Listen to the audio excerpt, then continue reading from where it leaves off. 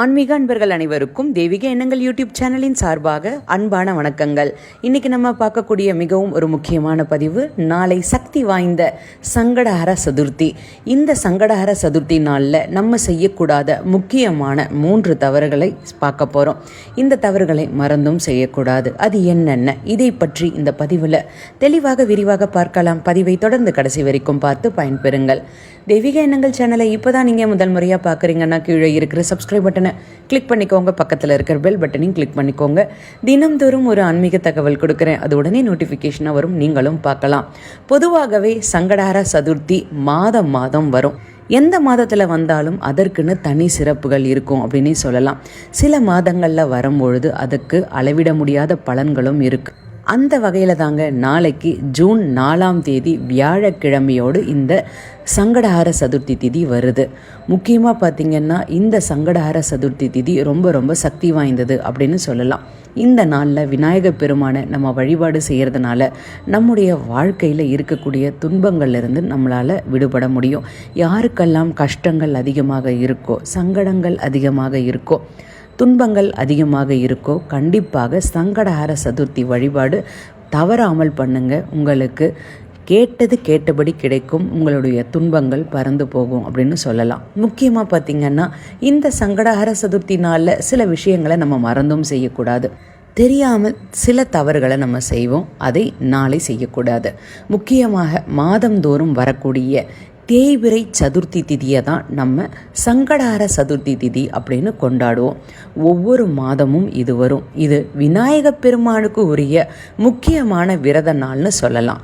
இந்த நாளில் விநாயகப் பெருமானை விரதம் இருந்து வழிபாடு செய்யறதுனால தடைகள், துன்பங்கள் எல்லாமே விலகி நம்முடைய வாழ்க்கையில் நன்மைகளும் வெற்றிகளும் கிடைக்கும். வாழ்க்கையில் மகிழ்ச்சி, செல்வ வளம் அதிகரிக்கும் அப்படின்றது நம்பிக்கை. சங்கடஹர சதுர்த்தி விரதம் இருந்து நம்ம வழிபாடு செய்தால் எப்படியாகப்பட்ட துன்பமும் போகும்.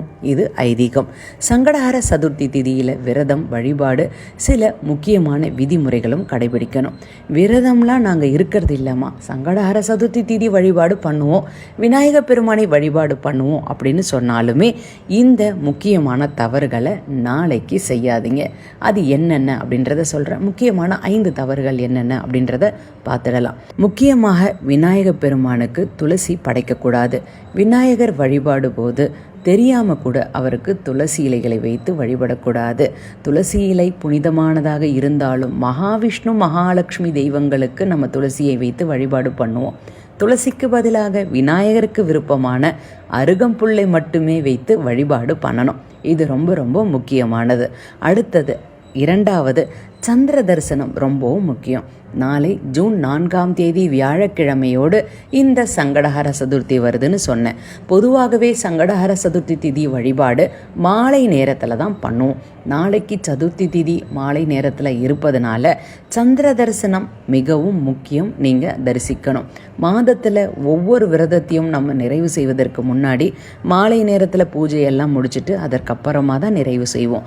அப்படி சங்கடஹர சதுர்த்தி வழிபாடு நீங்கள் செய்யும் பொழுது சந்திரன் உதித்த பிறகே நம்ம வழிபாடு பண்ணணும். பக்தர்கள் விரதத்தை முடிப்பதற்கு முன்பாக சந்திரனை பார்த்து அவருக்கு தண்ணீரும் பாலும் படைத்துட்டு வழிபாடு பண்ணணும். இப்படி செய்துட்டு தான் நம்ம விரதத்தை நிறைவு செய்வோம். சந்திரனை தரிசிக்காம விரதத்தை நிறைவு செய்வதனால நமக்கு முழு பலனும் கிடைக்காது. அதே மாதிரி ஏதாவது தோஷங்கள் இருந்தாலும் நம்ம இந்த சங்கடஹர சதுர்த்தி திதி என்று மாலை நேரத்தில் சந்திரனை தரிசிக்கும் பொழுது அதுவும் நமக்கு நீங்கும் விநாயகர் அருளால். 3வது, அசைவம் நாளைக்கு சாப்பிடக்கூடாது. அசைவ உணவுகளை தவிர்க்கணும். சங்கடஹர சதுர்த்தி நாளில் சாத்வீகமான வாழ்க்கை முறையை தான் நம்ம கடைபிடிக்கணும்.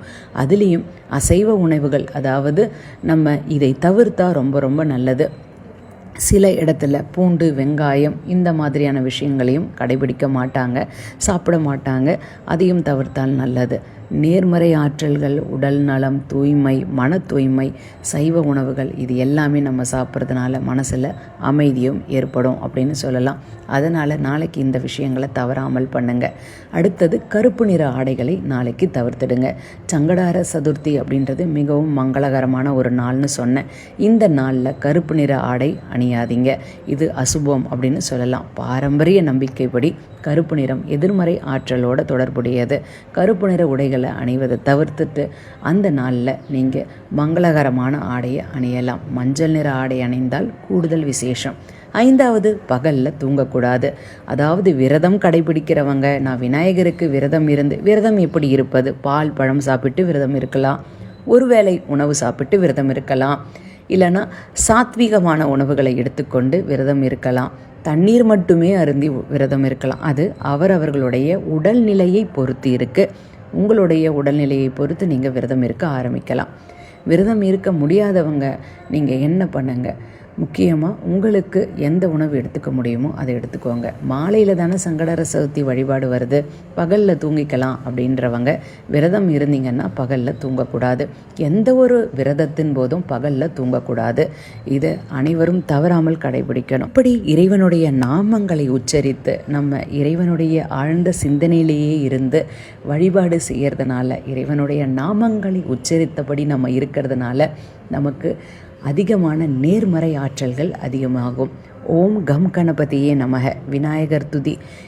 விநாயகருக்கு பிடித்த பாடல்களை பாடி நம்ம அந்த பாடல்களை கேட்டு விநாயகருக்கு பிடித்தமான அருகம்புல்லை வைத்து எருக்கம் பூமாலை சாற்றி, உங்களால் எந்த பூக்கள் சாற்ற முடியுமோ அதை விநாயகருக்கு சாத்தி தேங்காய் எண்ணெய் தீபம் ஏற்றி வழிபாடு செய்யும் பொழுது விநாயகர் உங்களுடைய வாழ்க்கையில் இருக்கக்கூடிய சங்கடங்கள் அனைத்தையும் போக்கி வாழ்க்கையில் அனைவருக்கும் ஒரு நல்ல மாற்றத்தையும் முன்னேற்றத்தையும் ஏற்படுத்துவார் அப்படின்றதில் எந்த சந்தேகமும் கிடையாது. அதனால் நாளை மாலை அனைவரும் ஆலயங்களுக்கு சென்று 6 மணி அளவில் விநாயகருக்கு சிறப்பு அபிஷேகங்கள் நடைபெறும். சிறப்பு அபிஷேகங்கள் நடைபெறும், அலங்காரங்கள் நடைபெறும், ஆரத்தி நடைபெறும். இதில் அனைவரும் கலந்து கொண்டு விநாயகருக்கு பிடித்த பால் கொழுக்கட்டை, அது மோதகம், வெல்லத்தினாலான எந்த ஒரு நெய்வேத்தியமும் வைத்து வழிபாடு பண்ணுங்கள். உங்களுக்கு என்ன பொருள் நெய்வேத்தியமாக வைக்க முடியுமோ அதை வைத்து வழிபாடு பண்ணுங்கள். வீட்டிலையும் இந்த வழிபாட்டை எளிமையான முறையில் பண்ணுங்கள். குடும்பத்தில் ஒரு நல்ல மாற்றம் ஏற்படுவதை கண்கூடாக பார்ப்பீர்கள். ஓம் கம் இதை கமெண்ட்டில் டைப் பண்ணுங்கள். விநாயகருடைய ஆசீர்வாதம் உங்களுக்கு பரிபூரணமாக கிடைக்கும். வாழ்க வளமுடன். இந்த வீடியோ பிடிச்சிருந்தால் லைக் பண்ணிக்கோங்க. உங்களுடைய நண்பர்களுக்கும் உறவினர்களுக்கும் ஷேர் பண்ணுங்கள். அவர்களும் இதன் மூலமாக பயன்பெறட்டும். தெய்வீக எண்ணங்களில் இதே மாதிரி நிறைய ஆன்மீக தகவல்கள்லாம் இருக்குது. இது வரைக்கும் நீங்கள் பார்க்கலன்னா பாருங்கள். இன்னும் நீங்கள் தெய்வீக எண்ணங்கள் சேனலை சப்ஸ்கிரைப் பண்ணாமல் இருக்கீங்கன்னா கீழே சப்ஸ்கிரைப் பட்டன் இருக்குது, சப்ஸ்கிரைப் பண்ணிக்கோங்க. பக்கத்துலேயே பெல் பட்டன் இருக்குது. தினமும் நான் கொடுக்கக்கூடிய ஆன்மீக தகவல் உடனே நோட்டிஃபிகேஷன் வரும், நீங்களும் பார்க்கலாம். மீண்டும் நாளை ஒரு நல்ல ஆன்மீக தகவலோடு நான் உங்களை சந்திக்கின்றேன். நன்றி, வணக்கம்.